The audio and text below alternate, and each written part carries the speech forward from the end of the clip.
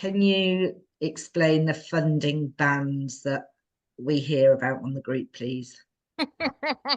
Always an interesting one. Yes and no. That seems to be my answer today, doesn't it? Yes and no. Right. Funding bands are Irrelevant. they're irrelevant, firstly, and they're secondly, funding bands are they don't exist nationally. They do not Every exist. single local authority has got Yeah. a different one, essentially. So we'll get people going, oh, but I've got a high coin. Meaning what? I've got gold, I've got bronze, I've got whatever happens to be. A 3B, yeah. You can't compare nationally. Each local authority is allowed to create whatever system it wants to fund EHCPs. So for whatever reason, I'm not going to guess why, they make them really complicated.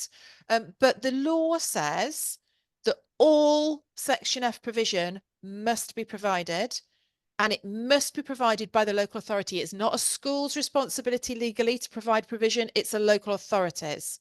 So if your school is not getting enough to provide the provision, doesn't matter what funding band they've got, right? You hold your school to account, you ask for a costed provision map.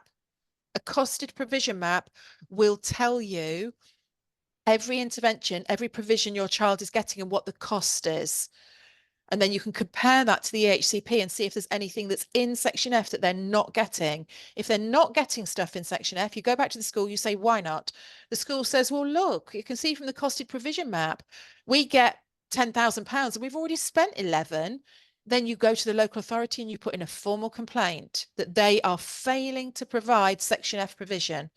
It doesn't, when I tell you that, I've said it before, some it's not unusual for an independent special school to cost £80,000 a year. That's well beyond a funding band. There's no funding band that comes in at £80,000 a year, but they still pay it. An independent special school names its price.